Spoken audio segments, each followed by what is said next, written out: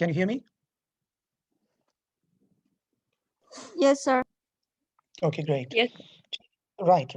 So, if I'm not wrong, I think in the previous class we have closed the lipids, and I told you that we will start from water, isn't it? Yes, sir. Right. So today our topic is water, and we are going to close this chapter now. But in water, there are. Did we discuss about the food test? Yes, sir. No. Okay, great. So we have discussed about the food test as well. So it's only water which we have discussed right now. Okay, then let me to sir share. Excuse me sir sir Mhm. आप हमें phospholipids का दोबारा से बता सकते हैं थोड़ा सा फॉस्फोलिपिड में क्या बताना है दोबारा बेटा? फॉस्फोलिपिड में तो कुछ भी नहीं है। सर तो बस थोड़ा सा उसका मतलब ब्रीफ दे दें शाइजा मुगल, आप मुझसे, क्योंकि बाकी बच्चों को तो समझ में आ रहा होगा ना, आप इस पे टाइम जाया होगा बेटा, आप मुझसे फिर सेपरेटली पूछिएगा जो भी चीज पूछनी होगी, क्योंकि ओके बाकी सर बच्चे आप सेपरेटली मुझे इनबॉक्स कर दें, मैं आपको अलग से वीडियो आपके साथ रिकॉर्डिंग आपके साथ शेयर करूँ। डोंट वरी, ठीक है? सही है सर ओके बेटा, thank you. So let's to जी अलिशा। जो ना फॉस्फोलिपिड्स आप दोबारा बता दिए, मतलब आपने उस दिन जैसे क्लास में बताया था वो तो उसके बाद थोड़ा सा बता दो। समझा नहीं मैं, क्लास में क्या बताया था? मतलब आपने फॉस्फोलिपिड्स का उस दिन क्लास में भी एक्सप्लेन किया था ना? हाँ, बिल्कुल बिल्कुल। तो मतलब अगर आप जो है उसके अलावा अगर किसी चीज का थोड़ा आप अगर इन्फॉर्मेशन और दे देंगे या जो कि हमारे लिए यूजफुल हो तो। बेटा मैं समझ नहीं आ रहा हूँ, आप कहना क्या चाह रहे हो? मतलब फॉस्फोलिपिड दोबारा पढ़ना है, क्या करना है, ये बताएं मुझे। अब पढ़ना है सॉरी? लिपिड्स दोबारा आप एक्सप्लेन करते हैं। अच्छा, तो ये बोले ना बेटा, आप बोले फॉस्फोलिपिड दोबारा, ठीक है? So let me to discuss then now. Just give me a short time, so I'm just going to share screen with you.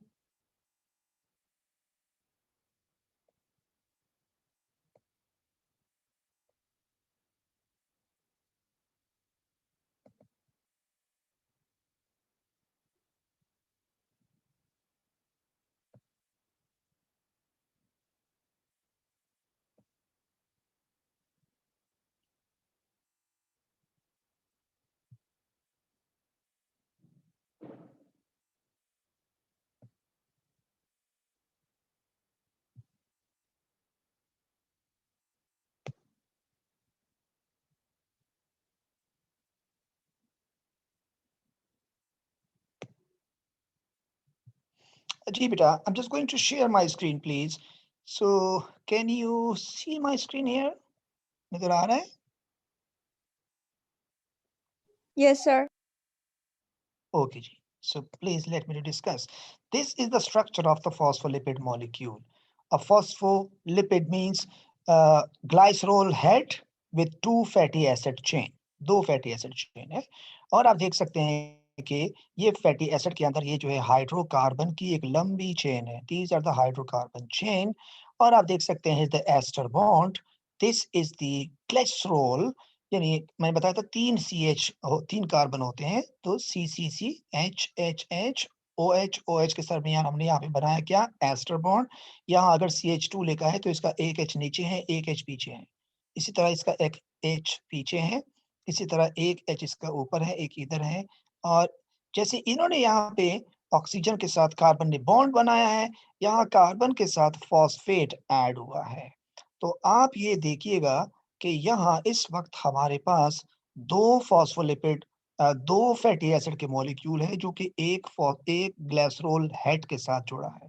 अब चूंकि फॉस्फेट के ऊपर नेगेटिव चार्ज होता है, इसलिए फॉस्फेट ने इस मॉलिक्यूल को पोलर बना दिया है, जबकि इसके फैटी एसिड टेल होते हैं वो नॉन पोलर होंगे, इसलिए हम कहते हैं कि इसकी ड्यूल प्रॉपर्टी होती है। फिर मैंने आपको वो मायोसिल बताया था कि जो पानी के अंदर एक बबल बनता है, क्योंकि आपको पता है कि इसका हेड हाइड्रोफिलिक है because of its polar nature. क्यों polar nature? Because it has charge. जिस चीज पे चार्ज होता है वो पोलर होता है, और वो पानी में सॉल्युबल होता है। तो ये चार्ज है और पोलर है, इसलिए इसको कहते हैं हाइड्रोफिलिक। चूंकि ये नॉन पोलर है, इस पे चार्ज नहीं है, hydrophilic tail saturated fatty acid है और ये अनसैचुरेटेड फैटी एसिड टेल है, इस पे डबल बॉन्ड है, आप देख सकते हैं यहाँ पे एक डबल बॉन्ड नजर आ रहा है जिसकी वजह से ये अनसैचुरेट होता है। जहाँ डबल बॉन्ड होता है वहाँ एक छोटा सा बैंड आता है, तो इस पे ये जो बैंडिंग होती है ये शो करता है कि ये अनसैचुरेटेड फैटी एसिड है, ये स्ट्रेट है। तो 2 चेन लगे हुए हैं और आप अगर ट्राइग्लिसराइड देखें तो उसमें 3 चेन होती हैं, उसमें फॉस्फेट ग्रुप नहीं होता। फिर मैंने आपसे कहा था कि देखो ये बाहर वाटर के मॉलिक्यूल है, पानी में हमने इस मॉलिक्यूल को रखा है, माइसिलिस को उसको डुबोया था, डुबोने के बाद उसने क्या किया, सारे हेड पानी की तरफ हुए और सारे टेल जो है वो अंदर की तरफ हुए। एक बबल शेप स्ट्रक्चर बनता है जिसमें हाइड्रोफिलिक साइड बाहर की तरफ और हाइड्रोफोबिक साइड अंदर की तरफ, इसको हम माइसील कहते हैं और कल मैंने इसकी एग्जांपल भी आप लोगों को दी थी।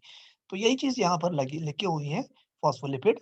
A phospholipid molecule is made up of 2 fatty acid chains, a glycerol head and a phosphate group. 3 चीजें हो गई।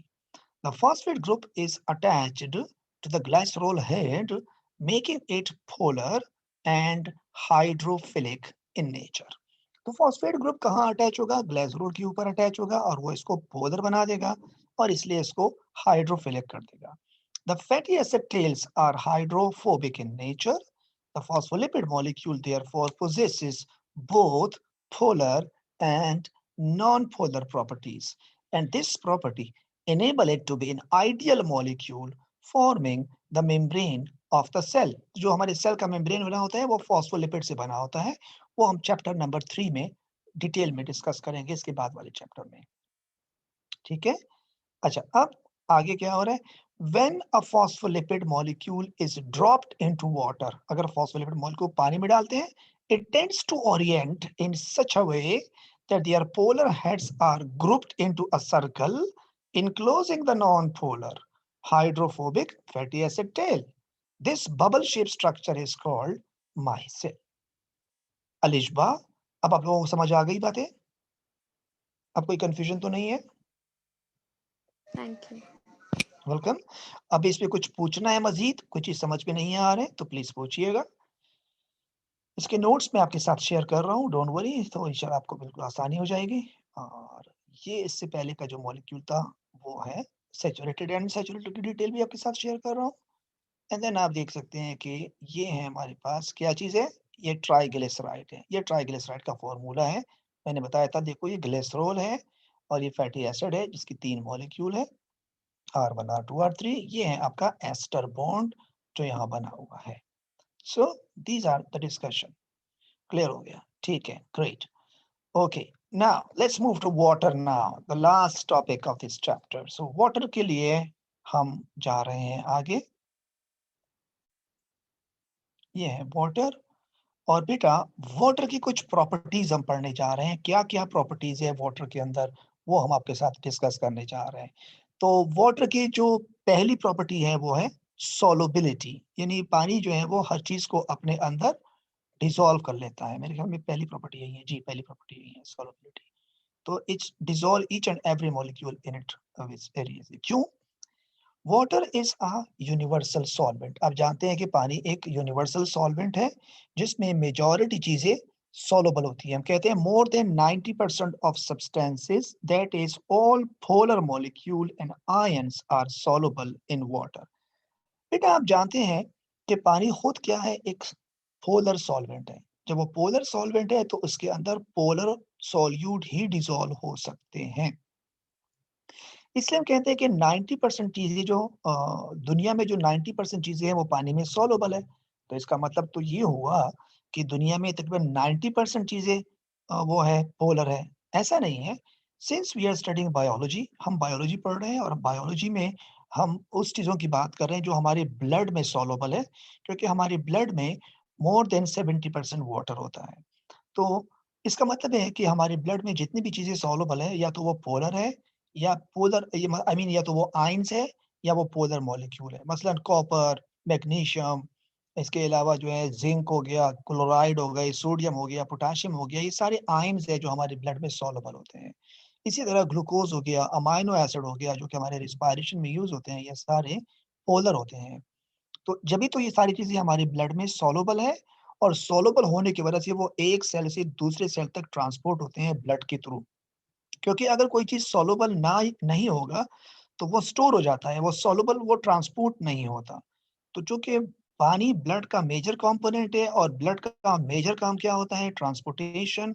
इसलिए जरूरी है कि हर मॉलिक्यूल जो है वो सोलुबल हो, आई मीन पानी में सोलुबल हो, तो जब तो जाके वो डिसॉल्व होगा, अदरवाइज नहीं होगा। अच्छा, so this property enables all the ions and molecules like glucose and amino acid to be soluble in the blood and cell cytoplasm because water is the major, yeah, the main transporting medium in the blood and other body fluids.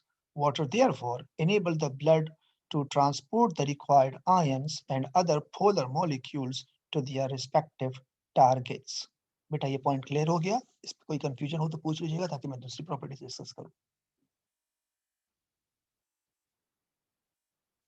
Yes बेटा, is it clear?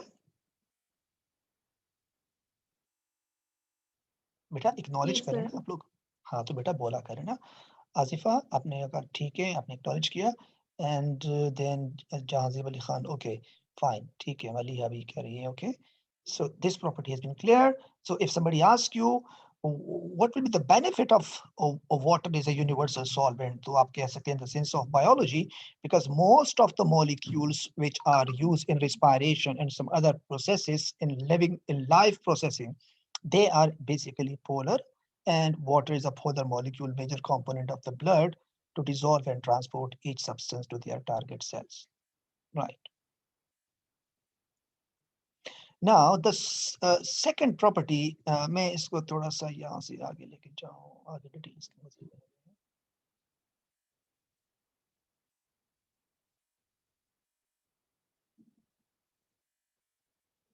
Yes.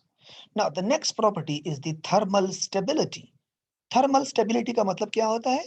Therm कहते हैं temperature को, और stability कहती है, आपको पता है स्टेबिलिटी क्या होती है। मैं इसको थोड़ा बड़ा कर लेता हूँ। यस बेटा, वाटर जो है वो थर्मली स्टेबल मॉलिक्यूल है। इसका मतलब ये है कि वाटर इतना आसानी से हीट से नहीं टूटता। थर्म कहते हैं हीट को।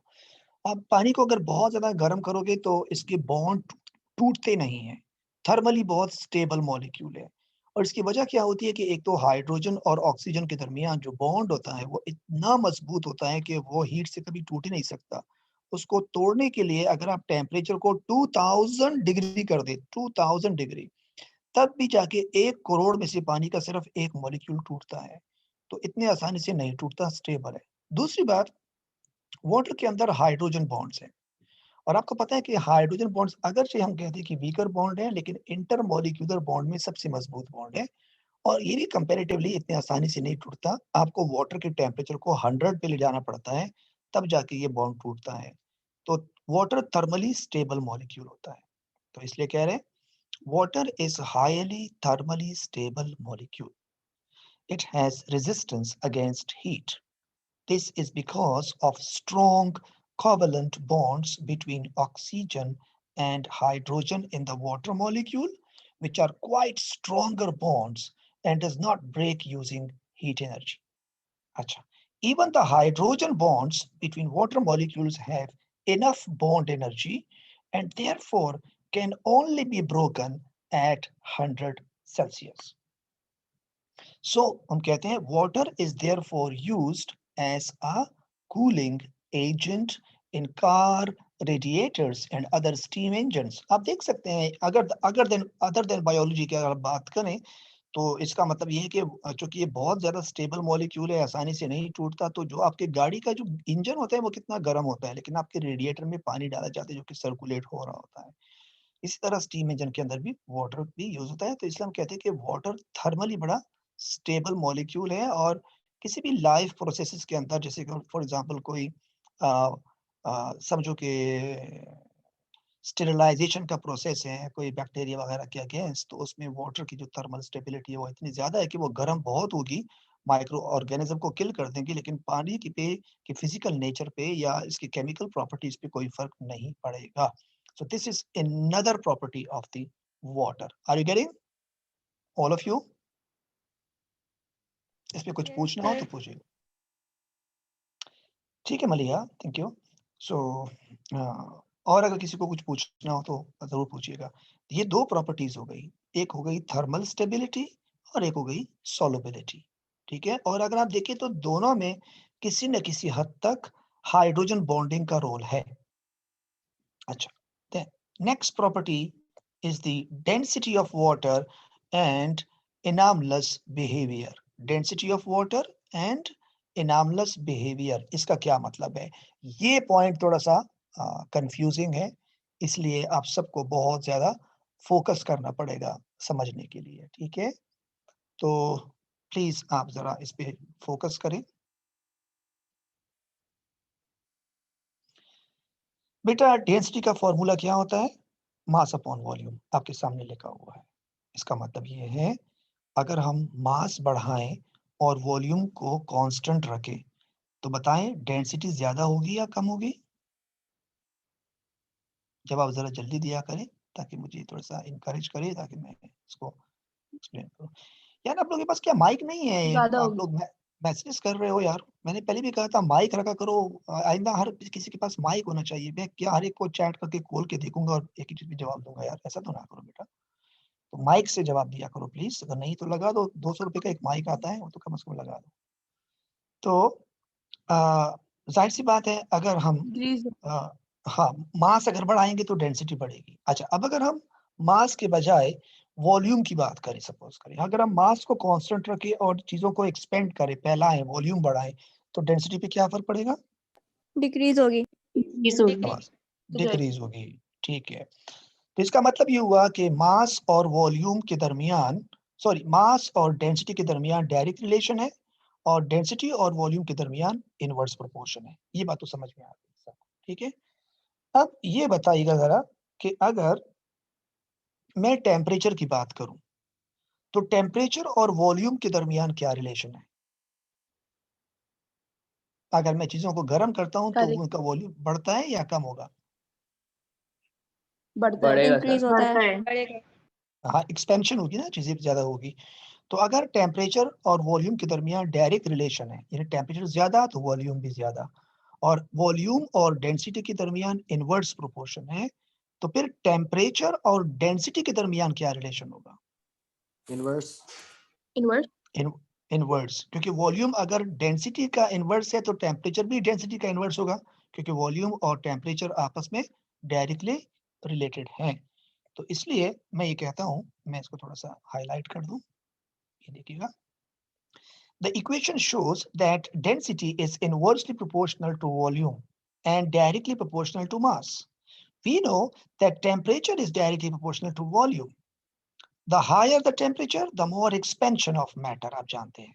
Since volume is inversely proportional to density and also volume is directly proportional to temperature, therefore we can say क्या कहेंगे आप? Temperature is Inversely proportional to density. Temperature is inversely proportional to density. ये बात समझ आ रही है? ठीक है। अच्छा, अब जरा मैं आपसे एक सवाल पूछता हूं, मैं आपसे एक सवाल पूछ रहा हूं, मुझे ये बताइएगा कि अगर आपके पास एक ग्लास में पानी है, ग्लास ऑफ वाटर है, ठीक है, और उसका टेम्परेचर है 15 डिग्री सेंटीग्रेड। ग्लास के अंदर पानी है, इसका टेम्परेचर है 15, और ये ग्लास ए है। ग्लास बी के अंदर पानी है, उसका टेम्परेचर है 10 डिग्री सेंटीग्रेड। दोनों में से कौन सा पानी ज्यादा भारी है? किसकी डेंसिटी ज्यादा है, 10 डिग्री वाली या 15 डिग्री वाली? 10 डिग्री वाली। हाँ, क्योंकि उसका टेम्परेचर कम है। अच्छा, फिर मैंने क्या किया, एक और ग्लास लिया और उसका टेम्परेचर रखा 4 डिग्री सेंटीग्रेड, तो पानी अब मजीद भारी हुआ या हल्का हुआ? भारी हुआ। ठीक भारी. है, ठीक है। अब मैंने मजीद टेम्परेचर कम करके 0 पे लेके आया, तो मजीद भारी या भारी या हल्का? हल्का। हल्का। हल्का हो जाएगा, आइस बन जाएगी। आइस बन जाएगी, आइस का वॉल्यूम ज्यादा होता है। अच्छा, वेरी गुड, एक्सीलेंट, यही चीज मैं समझाना चाह रहा हूँ। अब आइस जो है वो अगर आप पानी के सरफेस के ऊपर देखें तो वो फ्लोट करता है, वो डूबता नहीं है। इसका मतलब ये हुआ कि अगर आप अब टेम्परेचर कम करेंगे तो अब डेंसिटी भी साथ साथ कम होती है। अब जो है ट्रेंड जो है वो चेंज हुआ, जब भी तो हम कहते हैं इनामलेस बिहेवियर। इनामलेस का मतलब होता है ट्रेंड से बाहर। इसका मतलब है कि अगर आप टेम्परेचर कम करते हैं तो डेंसिटी बढ़ती है, लेकिन ये ट्रेंड चलता है सिर्फ 4 डिग्री सेंटीग्रेड तक। 4 पे मैक्सिमम डेंसिटी होगी। मज़ीद अगर आप टेम्परेचर कम करेंगे तो पानी डेंस नहीं होगा, बल्कि वापस लाइट होना शुरू हो जाएगा। 3 पे लाइट, 2 पे और लाइट, 1 पे और लाइट और 0 पे बिल्कुल लाइट। तो इसलिए मैं आपको यहाँ पे एक चीज़ दिखा रहा हूँ। ये देखिए 20 से 10 पे आए, 10 से 4 पे आए, 4 से 0 पे आए। तो इसका मतलब क्या है? Water has the highest density at 4 degree centigrade. The trend is reversed below 4 degrees centigrade, and now the density is again going to decrease by decreasing temperature. That is the reason ice has the lower density than water and floats on the surface of the water. So, इसका मतलब ये हुआ कि ये एक बहुत important property है water की कि आइस बनता है और वो पानी के ऊपर फ्लोट कर रहा होता है। अब इसकी इम्पोर्टेंस क्या है? इसकी सिग्निफिकेंस क्या होगी? इस अल्लाह ताला ने इस ट्रेंड को उल्टा क्यों किया? क्या फ़ायदा हमें इससे मिला? देखो बेटा, अगर आप पोलर रीजन में जाते हो, जहाँ समंदर है या रिवर है, वहाँ इसकी बड़ी इम्पोर्टेंस होगी। फॉर एग्ज़ाम्पल एक रिवर है और वो रिवर एक ऐसी जगह पे है जहाँ टेम्परेचर -15 डिग्री सेंटीग्रेड है, -15। तो आपको नहीं लगता कि वो रिवर जो है वो फ्रीज़ हो जाएगा? क्योंकि 0 पे तो बर्फ़ बनती है ना?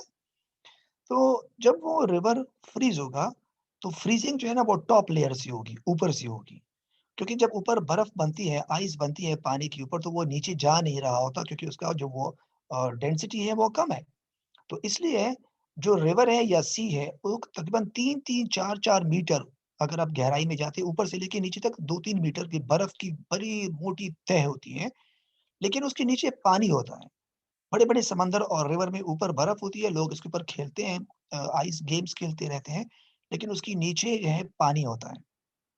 अब इसका फ़ायदा क्या हुआ? वो जो पानी के अंदर मैरीन एनिमल्स है, एक्वाटिक ऑर्गेनिज़म्स है, फिशेज़ है, क्रैब्स वगैरह या दूसरे और ऑर्गेनिज़म्स हैं, वो मरेंगे नहीं।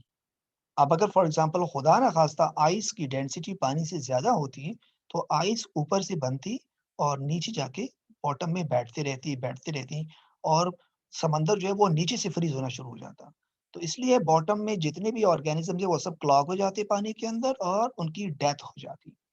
अभी यहाँ पे एक ट्रेंड मैं आपको और भी बता दूँ कि आइस के अंदर एक ख़ास बात ये है, it is a good insulator. ये इंसुलेटर भी होता है, यानी अगर बर्फ़ की तह हो और उसके अंदर कोई चीज़ें हो तो बाहर का टेम्परेचर और अंदर का टेम्परेचर का जो कनेक्शन है वो टूट जाएगा, यानी अंदर की हीट बाहर नहीं जाएगी।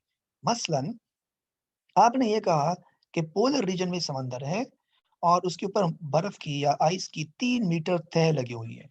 अब उसके नीचे अगर आप ये खुद कह रहे हैं कि उसके नीचे पानी है, तो पानी का मतलब तो ये हुआ ना कि उसका टेम्परेचर 0 से ज़्यादा होगा, तभी तो वो लिक्विड है। इसका मतलब है नीचे जो टेम्परेचर है वो 2 या 3 डिग्री सेंटीग्रेड है फॉर एग्ज़ाम्पल और ऊपर अगर आप बर्फ से ऊपर आते हैं बाहर हवा में समंदर के ऊपर, ये पोलर रीजन में वो टेम्परेचर -15 है। तो बाहर -15 और पानी में 2 डिग्री सेंटीग्रेड। डिफ्यूजन का लॉ ये होता है कि ज़्यादा टेम्परेचर से कम टेम्परेचर की तरफ हीट जाती है। अब उसूलन इस पानी का हीट जो है वो बाहर आना चाहिए, लॉस होना चाहिए ठंडे हवा में। लेकिन जो कि आइस की मोटी तह है, वो इंसुलेटर है, वो हीट को जाने नहीं दे रहा होता, इसलिए हीट अंडर ट्रैप होता है पानी के अंदर। अब ये हीट आ कहाँ से रहा है? चूँकि पानी के अंदर मैरीन एनिमल्स हैं, वो रिस्पायर करते हैं और जब वो रिस्पायर करते हैं, तो उन रिस्पायरेशन के अंदर एनर्जी रिलीज़ होती है और वो हीट एनर्जी अंदर पानी में ही ट्रैप होती है, जिससे पानी का टेम्परेचर स्लाइटली ज़्यादा होता है और लिविंग ऑर्गेनिज़्म जो है वो मरते नहीं हैं। तो एक तो ये इसकी प्रॉपर्टी हुई, अल्लाह ताला ने आइस को इसलिए हल्का बना दिया ताकि बर्फ ऊपर से बने और नीचे समुद्र में ऑर्गेनिज़्म ज़िंदा रहें। एक तो ये फ़ायदा हुआ। इसका दूसरा फ़ायदा ये होता है कि आपको पता है कि रिवर वाटर हम इरिगेशन के लिए भी इस्तेमाल करते हैं और इरिगेशन के लिए इसलिए इस्तेमाल करते हैं क्योंकि रिवर के अंदर सैलिनिटी बहुत ज़्यादा होती है, मिनरल वगैरह होते हैं जो उसके बॉटम में होते हैं, तह में होती हैं, वो चीज़ें मिक्स होती रहती हैं। अगर ये बर्फ नीचे बनती, तो नीचे जितने भी मिनरल्स हैं, वो सारे के सारे क्लॉग हो जाते बर्फ के अंदर। उनकी जो मोबिलिटी है, उसकी जो सॉल्युबिलिटी है, वो खत्म हो जाती और जो ऊपर थोड़ा बहुत पानी बचता, वो अगर हम इरिगेशन के लिए लेके जाते, तो उसमें कोई मिनरल ही नहीं होंगे, सिर्फ पानी होगा। इसलिए हमें इरिगेशन के लिए जो पानी मिलेगा उसकी फर्टिलिटी सॉइल की नहीं रहेगी, क्योंकि उसमें मिनरल्स ही नहीं है। सारे मिनरल्स तो बॉटम में बर्फ के अंदर क्लॉग हो गए हैं और एनिमल्स को भी डेथ हो सकती है। तो ये दो प्रॉपर्टीज जो है ये इससे अफेक्ट होंगे when the density of ice is lower. तो मैंने यही सेंटेंस यहाँ लिखा हुआ है, आप देखिएगा। तो हम कहते हैं this enormous trend enable the aquatic organism to survive even in the polar region where thick layer of ice insulate the organism inside the water as heat energy is trapped in water to keep the water temperature higher than the surrounding temperature in the air. जी बेटा acknowledge कीजिएगा, समझ आ गया ये वाला point भी? Yes sir आ गया। Clear sir. I have a question. Yes sir अभी हम लोग कह रहे हैं कि इन पोलर रीजन्स 2 से 3 मीटर थिक लेयर हो जाती है आइस की ऑन टॉप ऑफ वाटर। तो सर फोटोसिंथेसिस कैसे होती होगी मरीन प्लांट्स में? बेटा मरीन प्लांट्स के लिए फोटोसिंथेसिस के लिए बहुत स्लाइट लाइट एनर्जी की जरूरत पड़ती है, कोई इतनी ज्यादा लाइट एनर्जी नहीं पड़ती। आपको पता है कि आइस जो होते हैं ये यूजुअली लाइट को रोक नहीं सकती, मतलब लाइट की इंटेंसिटी को स्लो जरूर करेंगे क्योंकि ये पानी है और पानी जो है वो ट्रांसपेरेंट होता है। दूसरी बात ये होती है कि समंदर के अंदर कुछ ऐसे फिशेस होते हैं जो स्प्रिंकलिंग यानी एक तरह की लाइटनिंग प्रोड्यूस करते हैं, हल्की-हल्की लाइटनिंग होती है फिशेस की बॉडी से और उससे भी जो एक्वाटिक प्लांट्स होते हैं वो अपना नीड पूरी कर सकते हैं जहाँ से।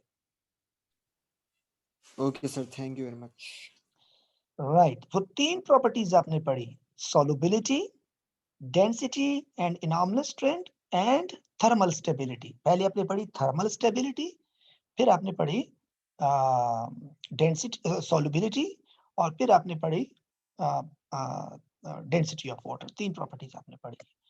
चौथी प्रॉपर्टी की तरफ लेके जा रहा हूँ, ये तब आपने खैर पढ़ ही लिया। Solubility, what is universal solvency, what is the major component of body fluids, tissue fluid, lymph and cytoplasm, and water is polar in nature, therefore all ions and polar molecules are ये आपने पढ़ा था नहीं पढ़ा था? solubility शुरू में पढ़ा था शायद ना?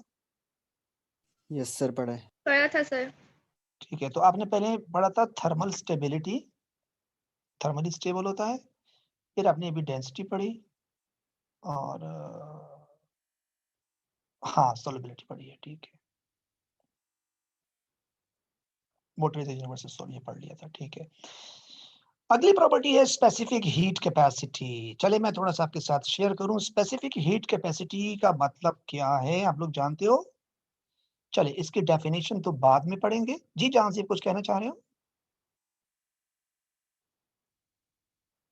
अच्छा नो सर, ठीक, एक्सीलेंट। ओके ठीक है। तो स्पेसिफिक हीट कैपेसिटी का जरा मैं मतलब समझाना चाह रहा हूँ। एक एग्जांपल दे रहा हूँ, गौर से सुनिएगा एग्जांपल और मुझे बताइएगा। आपने एक बहुत शदीद किस्म की गर्मी है, धूप है, सनलाइट है और आपने ग्लास के अंदर पानी रखा हुआ है धूप में और उसी ग्लास के साथ आपने एक मेटल का बार रखा हुआ है, मेटल रॉड पड़ा हुआ है बराबर में। दोनों पे सेम हीट एनर्जी पड़ रही है। 2 घंटे बाद अब आप के दोनों को हाथ लगाते हो तो किसका सरफेस बहुत ज्यादा गर्म होगा, पानी का या मेटल बार का? Metal bar. Metal metal bar. बार, ठीक। अच्छा, यानी अब आप दोनों सेम हीट एनर्जी में पड़े हुए हैं, लेकिन एक का टेम्परेचर बॉडी का बहुत ज्यादा है, एक का कम है। इसका मतलब ये है कि मेटल बार के अंदर ये खासियत नहीं है कि वो हीट एनर्जी को छुपा सके, यानी उसके बॉडी पे जब हीट एनर्जी आती है तो वो इस हीट एनर्जी को अपने बॉडी के अंदर स्टोर नहीं कर सकता, बल्कि इसको लॉस करेगा फौरन। जब कोई सब्सटेंस हीट लॉस करता है तो उसके अंदर तो हीट एनर्जी कम होती है क्योंकि वो लॉस कर रहा है, लेकिन उसका सरफेस गर्म हो जाता है क्योंकि सरफेस से हीट लॉस हो रही होती है। तो जो चीज ज्यादा हीट लॉस करता है उसका सरफेस गर्म होता है और जो चीज कम हीट लॉस करता है उसका सरफेस कम होता है या ठंडा होता है। इसका मतलब है जो हीट एनर्जी दोनों पे पड़ रही थी, तो फिर क्या पानी ने या मेटल बार ने किसने ज्यादा हीट अपने अंदर स्टोर कर दिया? वाटर। वाटर। इसलिए वाटर ने हीट एनर्जी को स्टोर तो किया है, लेकिन उसका टेम्परेचर पे फर्क नहीं पड़ा। इतनी ज्यादा हीट एनर्जी पड़ी, लेकिन जब हमने टेम्परेचर चेक किया तो वाटर का टेम्परेचर सिर्फ 1 डिग्री या 2 डिग्री बढ़ गया होगा। यानी कि अगर पहले जब आप पानी रख रहे थे 20 डिग्री सेंटीग्रेड था, तो अब वो 22-23 हो गया है। लेकिन इतनी सारी हीट एनर्जी आने के बावजूद भी उसका टेम्परेचर ज्यादा शूट अप नहीं हुआ। तो हर वो मॉलिक्यूल, हर वो स्ट्रक्चर, हर वो चीज जो अपने अंदर ज्यादा हीट एनर्जी एब्जॉर्ब करे और बराबर में दूसरे बंदे को पता भी न चले कि इसके अंदर ज्यादा हीट है। पता क्यों नहीं चलेगा? क्योंकि उसका टेम्परेचर बढ़ ही नहीं रहा। लेकिन अगर किसी चीज का टेम्परेचर बढ़ता है तो इसका मतलब है वो खुद चीख चीख के बताना जा रहा है कि मेरे अंदर बहुत ज्यादा हीट एनर्जी आई थी जिसकी वजह से मेरा टेम्परेचर बढ़ गया है। तो जिस ऑर्गेनिज्म का या जिस मॉलिक्यूल का टेम्परेचर मामूली हीट एनर्जी पे चेंज हो जाए तो हम कहेंगे कि इसकी स्पेसिफिक हीट कैपेसिटी बहुत कम है। यानी इसके अंदर हीट छुपाने की गुंजाइश कम है, इसके अंदर कैपेबिलिटी कम है, इसके अंदर पोटेंशियल कम है कि वो हीट को अपने बॉडी के अंदर छुपा सके और टेम्परेचर को कम राइज करे। लेकिन अगर कोई ऑर्गेनिज्म, जी अलिशा कुछ पूछना चाह रहे हो? अलिशा कुछ कहना चाह रही है? नहीं। अच्छा। लेकिन अगर कोई मॉलिक्यूल या कोई स्ट्रक्चर ऐसा है जो कि इतनी सारी हीट एनर्जी अपनी बॉन्ड्स के अंदर ले ले और उसका टेम्परेचर चेंज ना हो तो हम क्या कहेंगे? High specific heat capacity. Capacity का मतलब होता है गुंजाइश, यानी उसमें हीट छुपाने की सलाहियत बहुत की आवाज ज्यादा है। जी बेटा, ठीक। आपकी आवाज नहीं आ रही बेटा, आपकी आवाज कट कट के आ रही है। क्या कुछ कहना चाह रहे हो? हेलो बेटा, जहांज़ीब आवाज आ रही है मेरी साफ? Yes sir. हाँ तो बेटा फिर आप जवाब दिया करो ना उनका। कभी कभी ऐसा होता है कि आप में से किसी बच्चे का सिस्टम स्लो चल रहा होता है तो वो कह रहे हैं सर आवाज लैगिंग हो रही है, तो आप किस तरफ से होता है? मेरी तरफ से नहीं होता, क्योंकि अगर मेरी तरफ से होगा तो फिर सारे बच्चों को प्रॉब्लम होनी चाहिए ना। तो प्लीज अपना सिस्टम जरा अपडेट करके रखा करिए बेटा। ठीक है? तो अब आपको पता चला कि वाटर की स्पेसिफिक हीट कैपेसिटी क्या होती है। Let me to discuss now with you. It is the amount of heat energy, कौन सी हीट एनर्जी रिक्वायर्ड, जो कि चाहिए किसके लिए, to raise the temperature of 1 litre of water through 1 degree centigrade. अगर आपके पास एक बीकर में पानी है और वो 1 लीटर है और उसका टेम्परेचर 20 सेंटीग्रेड है फॉर एग्जाम्पल, तो इतनी हीट एनर्जी जिससे उसका टेम्परेचर 20 से 21 हो जाए, 1 डिग्री से बढ़ जाए और 1 लीटर पानी हो, तो जो हीट एनर्जी आपने खर्च की होगी वो हीट एनर्जी कहती है स्पेसिफिक हीट कैपेसिटी। इसका मतलब है वाटर के टेम्परेचर को 1 डिग्री बढ़ाने के लिए अच्छी खासी हीट एनर्जी की जरूरत पड़ेगी। तो इसका फायदा क्या होगा? मैं भी इसका फायदा आपके साथ शेयर कर रहा हूँ। क्या फायदा होगा जरा इसको देखिएगा please. So it is the amount of heat energy required to raise the temperature of 1 liter of water through 1 degree centigrade. Water has high specific heat capacity, which enables it to control drastic changes in the body temperature in severe surrounding temperature. आप अगर किसी ऐसी जगह पे हैं जहां शदीद गर्मी है, इसका मतलब है डिफ्यूजन का लॉ क्या है? हाई ज्यादा हीट एनर्जी से कम हीट एनर्जी की तरफ चीज मॉलिक्यूल हीट एनर्जी मूव करेगी। फॉर एग्जांपल, आप एक ऐसी एनवायरनमेंट में हैं जहां टेम्परेचर 47 डिग्री है, आपके बॉडी का टेम्परेचर 37 है, तो डिफ्यूजन के हिसाब से हीट एनर्जी सराउंडिंग से आपके बॉडी के अंदर आएगी। बॉडी के अंदर आने का मतलब है कि वो आपके ब्लड को गर्म करेंगे, क्योंकि असल चीज ब्लड होती है जिससे टेम्परेचर मेंटेन होता है। और आपको पता है कि ब्लड के अंदर मोर देन 70% वाटर होता है। तो वो हीट एनर्जी आपकी बॉडी में आने के बावजूद भी आपकी बॉडी का टेम्परेचर ड्रास्टिकली इंक्रीज नहीं होता, क्योंकि आपके वाटर के अंदर स्पेसिफिक हीट कैपेसिटी ज्यादा है। ज्यादा हीट के बावजूद भी आपकी बॉडी का टेम्परेचर शूट अप नहीं कर पाता। अगर खुदा ना खास्ता हमारे ब्लड के अंदर वाटर के बजाय कोई और लिक्विड होता और उसकी स्पेसिफिक हीट कैपेसिटी बहुत कम होती, तो रिस्पॉन्स क्या होता कि हल्का सा भी अगर आप किसी गर्म जगह पे खड़े हैं तो आपका ब्लड का टेम्परेचर फौरन शूट अप कर जाता। I think you are getting now. समझ आ रही बात? Yes sir. Yes sir. Yes sir. अच्छा, अब इसके 2 फायदे हुए। ये मैंने आपको एक फायदा तो बता दिया कि आपके ब्लड का टेम्परेचर जल्दी शूट अप नहीं करेगा। एक तो ये फायदा हुआ। दूसरा फायदा ये है कि शदीद गर्मी में हमारी बॉडी क्या करती है? स्वेटिंग करती है। अब स्वेट के अंदर क्या चीज़ होती है? बहुत कंसिडरेबल अमाउंट ऑफ वाटर होता है। तो आपको पता है कि वाटर अगर अपने अंदर बहुत सारा हीट छुपा सकती हैं, तो जब वाटर आपकी बॉडी से लॉस होगा, आई मीन स्किन से लॉस होगा, तो वो अच्छा खासा हीट बॉडी से लॉस भी कराएगा। ये भी आप जानते हैं। जाहिर सी बात है, अगर ज्यादा हीट उनके बॉन्ड के अंदर छुपा हुआ है तो जब लॉस करेंगे तो ज्यादा हीट लॉस भी होगा। इसका फायदा ये होगा कि आपका टेम्परेचर फौरी तौर पे वापस रिकवर हो जाएगा। यही वजह होती है कि शदीद गर्मी के मौसम में अगर स्वेटिंग बंद हो जाए तो स्ट्रोक का खतरा होता है, डेथ हो जाती है, क्योंकि आपकी हीट है, बॉडी का टेम्परेचर वो रिटेन नहीं होता। अब वाटर कब तक वो हीट को अपने अंदर स्टोर करता रहेगा? मुस्तकिल तौर पे हीट अंदर आ रही है, टेम्परेचर तो बढ़ेगा, चाहे कितनी भी हीट स्पेसिफिक हीट कैपेसिटी ज़्यादा हो, लेकिन अगर कंटीन्यूअस हीट अंदर आ रही है तो टेम्परेचर तो बढ़ेगा। अब उस टेम्परेचर को कम करने के लिए फिर स्वेटिंग होती है और स्वेटिंग उस हीट को बॉडी से लेके जा रहा होता है, वापस लेके जा रहा होता है। मसलन आपके पास एक बॉक्स है, उस बॉक्स के अंदर आप कुछ चीज़ें रख रहे हो, पैसे रख रहे हो या कोई भी जैसी कीमती चीज़ है। अब वो बॉक्स भरता है लेकिन आप इसको प्रेस करके दबा-दबा के उसके अंदर चीज़ें रख रही हो और बहुत सारा माल आपने एक बॉक्स के अंदर जमा किया। आपने कहा, मैं शुक्र है यार, छोटा-सा बॉक्स है लेकिन मैंने इसके अंदर बहुत काम की चीज़ें स्टोर करके रखी हैं। अब अगर वो बॉक्स कहीं आपसे मिस हो गया, लॉस हो गया, तो आपका एक बहुत बड़ा लॉस होगा। आप कहोगे यार, वो कोई बंदा कहेगा इतना छोटा बॉक्स तो था, आप क्यों परेशान हो? आप कहते हैं नहीं यार, उस बॉक्स के अंदर बहुत सारे मॉलिक्यूल्स को मैंने प्रेस करके रखा हुआ था।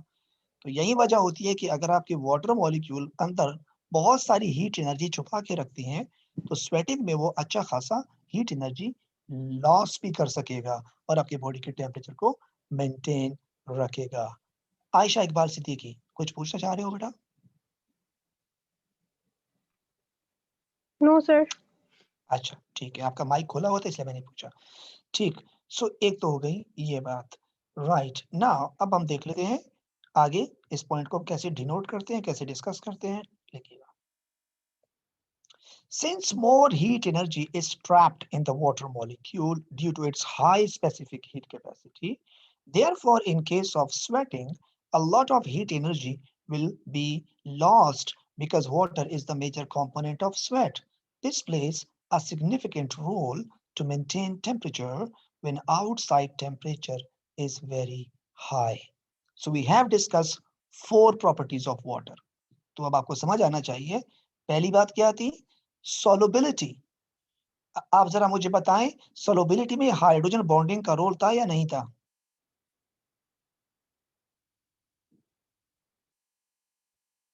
वेट कर रहा हूं आपके जवाब का बेटा, कोई तो जवाब दिया करें। जहां से तुम बताओ। नहीं सर, नहीं था। पोलर मॉलिक्यूल अच्छा, होता है वाटर का। तो पोलैरिटी किस चीज से होती है? Yes sir, hydrogen bonding. तो इसका मतलब है हाइड्रोजन बॉन्डिंग का रोल है, इसमें एमसीक्यूज है इसलिए मैं कह रहा हूँ। तो सॉल्युबिलिटी में हाइड्रोजन बॉन्ड का रोल है। अच्छा, उसके बाद आप कहते हैं थर्मल स्टेबिलिटी, क्या उसके अंदर हाइड्रोजन बॉन्ड का रोल है या नहीं है? यस सर, हाइड्रोजन बॉन्ड का रोल है, लेकिन उससे ज्यादा वाटर मॉलिक्यूल के इंटरनल बॉन्ड्स जो हैं उनका रोल बहुत हाँ, ज्यादा है, क्योंकि हाँ, लेकिन हाइड्रोजन का भी तो है ना, मैं तो हाइड्रोजन का पूछ रहा हूँ, इसमें भी रोल है, ठीक है। अच्छा, तीसरी बात आपने कहा density and specific, sorry, density की बात की, एनॉर्मस बिहेवियर, क्या उसके अंदर भी हाइड्रोजन बॉन्डिंग का रोल है? क्योंकि मैंने कहा था कि वाटर को अगर आप ठंडा करते हैं तो उसका वॉल्यूम क्या होता है? बढ़ता है। इसका मतलब है उसके अंदर भी हाइड्रोजन बॉन्डिंग का ही रोल है। उसकी उसकी ज्योमेट्री आप लोगों ने नहीं पढ़ी लेकिन उसका रोल है, बिल्कुल है। और चौथी चीज़ अभी आपने पढ़ी स्पेसिफिक हीट कैपेसिटी, क्या इसके अंदर भी हाइड्रोजन का रोल है? Yes sir. ठीक है, तो अभी तक तकरीबन ये सारी चीज़ें, जितनी भी प्रॉपर्टीज़ हैं वो हाइड्रोजन बॉन्डिंग की वजह से ही हो रही है। 4 प्रॉपर्टीज़ आपने पढ़ी, 5वें प्रॉपर्टी की तरफ लेके जा रहा हूँ, प्लीज़ फोकस कीजिएगा।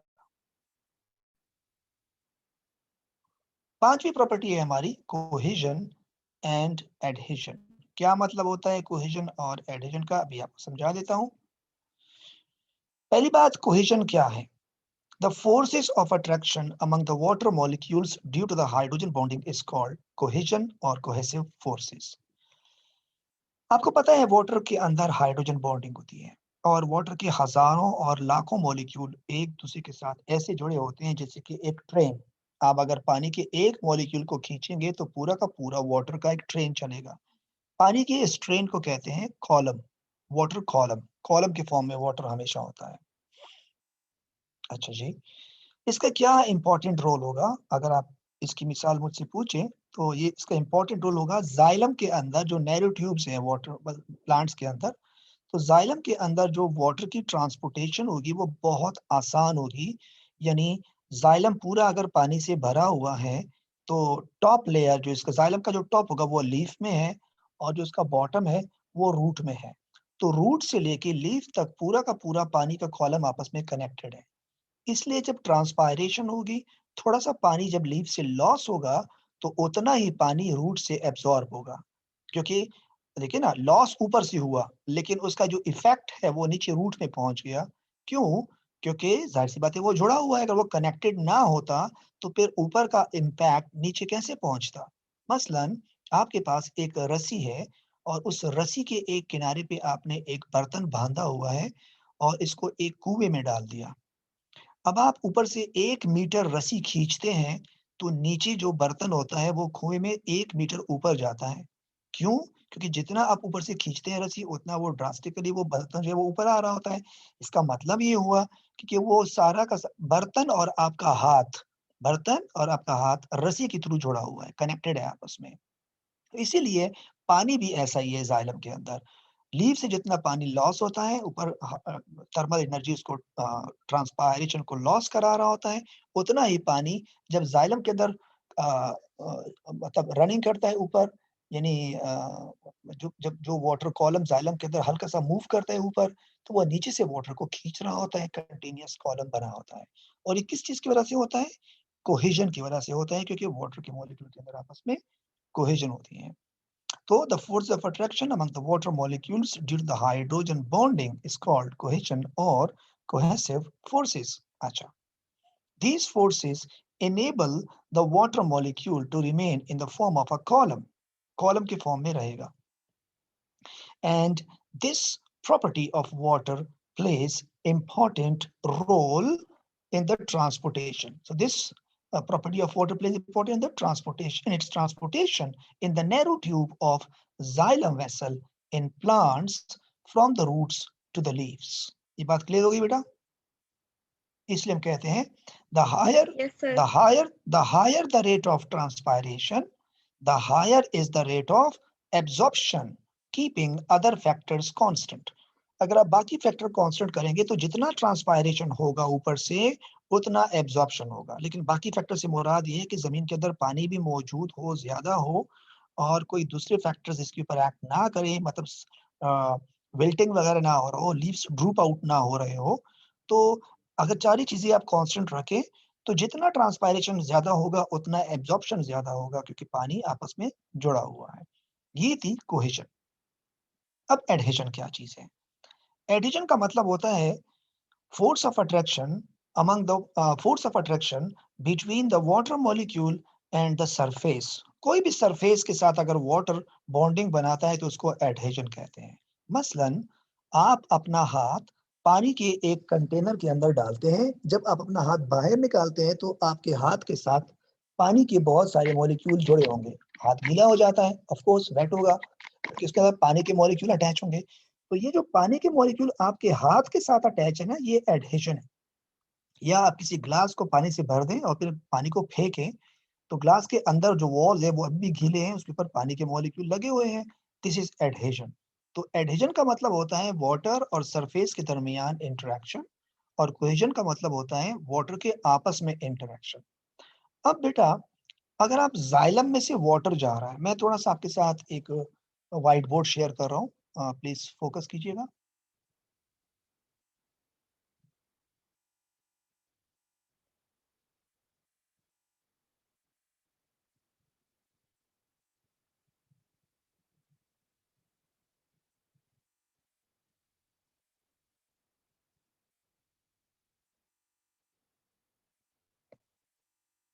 जी, मेरा व्हाइट बोर्ड नजर आ रहा है आप लोगों को? Yes, sir. अच्छा, अब देखिए फॉर एग्जांपल ये है मेरे पास जाइलम, ठीक है, और ये है जाइलम की वॉल्स की थिकनेस, दीवारें हैं उनकी, ठीक है। ये इसका ल्यूमेन है, इस पे पानी जा रहा है अंदर, ये वॉल की थिकनेस है। अब आपको पता है कि जाइलम के अंदर और कुछ नहीं होता, सिर्फ और सिर्फ सेल वॉल होते हैं क्योंकि ये डेड होते हैं। तो जब सेल वॉल होंगे तो सेल वॉल के अंदर क्या चीज होती है? सेल्यूलोज, इसलिए ये सेल्यूलोज से भरा होता है, पूरा सेल्यूलोज से भरा हुआ है। यहाँ भी सेल्यूलोज है, ये सेल वॉल है और पानी अंदर से जा रहा है। अच्छा, अब होता ये है कि मैं अगर वाटर को रेड से शो करूं, ये पानी है और चूंकि ये पूरा पानी से भरा होता है, इसलिए ये पूरा का पूरा पानी से भर के ऊपर वाटर जा रहा है। ये जो वाटर ऊपर जा रहे हैं इस डायरेक्शन में, मैं इसको जरा एक एरो से शो करूं, ये असल में क्यों ऊपर जा रहा है? बिकॉज ऑफ कोहेजन, क्योंकि ऊपर ट्रांसपायरेशन हो रही है और वाटर कॉलम को ऊपर खींचा जा रहा है अगेंस्ट द ग्रेविटी। किस वजह से? कोहेसिव फोर्सेस की वजह से, जो कि अगर हाइड्रोजन बॉन्डिंग होगी, ऊपर पानी कम है, नीचे ज्यादा है, इसलिए ऊपर खींचा जा रहा है। लेकिन इन द मीन टाइम आप ये देखिएगा कि ये जब वाटर इस वॉल के साथ रेंगता हुआ जा रहा होगा, तो कुछ वाटर अंदर इस सेलुलोज के अंदर सीप भी तो होगा, अंदर वॉल के अंदर भी पानी आएगा, क्योंकि सेलुलोज पानी को ऐसे खींचता है जैसे कि एक स्पंज होता है, फोम। फोम को पानी में रखेंगे तो कितना पानी वो एब्जॉर्ब कर लेता है, इस तरह सेलुलोज स्पंजी होता है, ये पानी को एब्जॉर्ब करता है। तो इस तरह पानी की जो डायरेक्शन है मूवमेंट की, वो दो तरीकों से होगी, एक ऊपर जैसे आपने देखा, और एक वाटर जो है वो वॉल्स के अंदर भी ऊपर जा रहा होगा, ये भी वाटर की डायरेक्शन यहाँ भी होगी, सेलुलोज के साथ मिल के अंदर वॉल के थ्रू ऊपर जा रहा है। तो वाटर सिर्फ ल्यूमेन के अंदर नहीं जा रहा, बल्कि सेलुलोज के साथ भी जा रहा है। अब ये जो मूवमेंट है ये कोहेजन है, और ये जो मूवमेंट है ये एडहेजन है, क्योंकि वाटर सेलुलोज के साथ मिल के सेलुलोज के अंदर से जा रहा है। अगर ये सेल वॉल इस वाटर को अपने साथ एडहेसिवली अटैच ना करता, तो इसकी मूवमेंट थोड़ी सी मुश्किल होती। कैसे मुश्किल होती? मैं एक मिसाल दे रहा हूँ। एक आदमी है जो एक बिल्डिंग की छत पे खड़ा है, सुन ले गौर से, और उसने नीचे एक रस्सी गिराई है, और दूसरे आदमी से कहते हैं इस रस्सी के ऊपर आ जाओ। वो बंदा रस्सी को पकड़ के ऊपर जा रहा है, जा रहा है, जा रहा है। ये तो एक केस हुआ, ये कोहेजन की मिसाल है, क्योंकि वो रस्सी जुड़ी हुई है और उसके थ्रू वो ऊपर जा रहा है, ये कोहेजन है। दूसरा केस ये है कि यही आदमी, ये छत है और यहाँ से वो रस्सी गिरा रहा है, और उस आदमी से कहते हैं कि आप इस रस्सी के थ्रू आ जाओ, ठीक है? अच्छा, जब वो आदमी ऊपर जा रहा है, तो इस आदमी के आस-पास में दोनों तरफ कम से कम आधे मीटर के फासले पे एक दीवार यहाँ है और एक दीवार यहाँ है। ये आदमी जब इस रस्सी पे जाता है ऊपर, तो वो एक पैर इस दीवार पे लगा रहा है और एक पैर इस दीवार पे लगा रहा है, और दीवार का सहारा लेके रस्सी पे ऊपर जा रहा है। तो दोनों केसेस में किस आदमी को कम ताकत लगानी पड़ेगी, पहले वाले को या दूसरे वाले को? दूसरे वाले। दूसरे वाले को, क्योंकि उसको दीवारों से भी सपोर्ट मिल रहा है। वो अगर वो यहाँ से हाथ ढीला भी कर देगा तो गिरने का खतरा नहीं है, क्योंकि उसने दोनों पैर दीवारों पे लगाए हुए हैं, सपोर्ट दे रहे हैं उसको। तो इसका मतलब है, इसकी मिसाल ये है कि रस्सी से जाना कोहेजन है और दीवारों के साथ सपोर्ट करके जाना एडहेजन है। तो जिस तरह जाइलम के अंदर ल्यूमेन से वाटर जाता है, तो ये कोहेजन है, और सेलुलोज के साथ जुड़ के जब वाटर वॉल्स के अंदर से जा रहा होता है, ये एडहेजन है। Hopefully are you getting? Sir xylem walls में से वाटर ट्रैवल कर सकते हैं इस तरह की? वो तो लिग्निन से इम्प्रेग्नेटेड होती है ना, तो वो तो ऑलरेडी एक हाँ, डेड चीज है। हाँ, हाँ। असल में ये जो हम कहानी आपको समझा रहे हैं, मैं दोबारा दिखा देता हूँ। ये जो कहानी समझा रहे हैं, ये हम जाइलम के अंदर है या बाहर है? जाइलम वॉल्स के अंदर। अंदर है ना, तो लेग्निन बाहर की तरफ से डिपॉजिट होता है। जो भी सेल वॉल है उसके बाहर से लेग्निन होता है। अंदर के किनारे जो डायरेक्ट वाटर कांटेक्ट से होते हैं, वहां लेग्निन की प्रोपोर्शन ना होने के बराबर होती है, वहां सेलुलोज होता है। Okay sir. सब ठीक है। जाइलम लेग्निन की डिपॉजिट बाहर से होती है, अंदर से नहीं होती, कि हम अंदर की बात कर रहे हैं। सो मैं आपको वापस उसी तरफ लेके जा रहा हूँ जहां हम डिस्कस कर रहे थे बायोलॉजिकल मॉलिक्यूल्स को। ठीक है, तो अब आप देखो उसी बात पे आए। अब एडिशन की बात हो रही है। The force of attraction between the water molecule and the surface of the container is called adhesion और एडहेसिव फोर्सेस। कंटेनर के अलावा भी हो सकता है, कोई भी सरफेस हो सकता है। Adhesion also plays important role in the transport of water through the xylem vessels, as water in walls of the xylem make adhesion with cellulose. Make adhesion with cellulose.